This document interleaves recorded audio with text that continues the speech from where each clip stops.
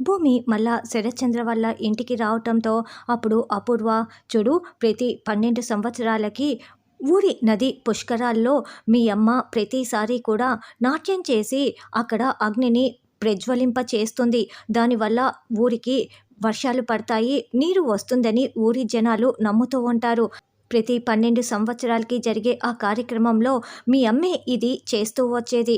కానీ ఈసారి మీ అమ్మ లేదు కాబట్టి మీ అమ్మ స్థానంలో నా కూతురు ఆ కార్యక్రమాన్ని చేస్తుంది అని అపూర్వ అంటుంది. నేను కదా చేయాల్సింది అని భూమి అంటుంది. కానీ నేను నిన్ను చేయనివ్వనే, నా కూతురు నక్షత్రనే చేస్తుంది అని అపూర్వ చెప్తుంది. అలా అందరూ కూడా గుడి దగ్గరికి వస్తారు. నక్షత్రని అపూర్వ నాట్యం చేయటానికి రెడీ చేసేసి ఉంటుంది. అయితే భూమి కూడా నాట్యం డ్రెస్ వేసుకొని అక్కడికి రావటంతో శరత్చంద్ర చూసేసి, ఏయ్, ఎందుకు వచ్చావు, నువ్వు ఈ కార్యక్రమం చేయటానికి వీల్లేదు అని శరత్చంద్ర అరుస్తూ ఉంటాడు. అది కాదు నాన్న, అమ్మ స్థానంలో నేనే కదా ఆ కార్యక్రమాన్ని చేయాల్సింది అని భూమి అంటుంది. కానీ నీకు చేసే అర్హత లేదు, మర్యాదగా ఇక్కడి నుంచి వెళ్ళిపో, నువ్వు నా మాట వినటం లేదు కదా, ఉండు, నీ సంగతి ఎలా కాదు అని లాక్కు వెళ్ళి ఒక గదిలో బంధించేసి తాళం వేసేస్తాడు.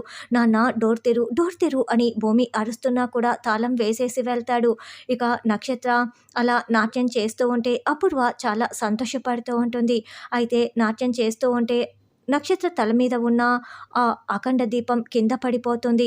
అయితే కింద పడకుండా సరిగ్గా అప్పుడు భూమి వచ్చి పట్టుకునేస్తుంది. దాంతో అందరూ షాకింగ్గా భూమి వైపు చూస్తూ ఉంటే శరత్చంద్ర మాత్రం రగిలిపోతూ చూస్తూ ఉంటారు. అలా కింద పడకుండా భూమినే పట్టుకునింది కాబట్టి ఇక భూమిని నాట్యం చేయమంటారు. గగన్, శారద కూడా అక్కడే ఉంటారు. భూమి నాట్యం చేస్తూ ఉంటే అపూర్వ పెట్టిన రౌడీలు అక్కడ గాజు ముక్కల్ని వేసేస్తారు.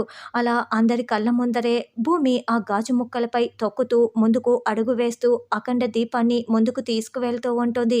మరి భూమి కాళ్ళకి గాయాలు అయితే గగన్ అప్పుడైనా ప్రేమ చూపిస్తాడా అన్నది రానున్న ఎపిసోడ్లో తెలుసుకుందాం.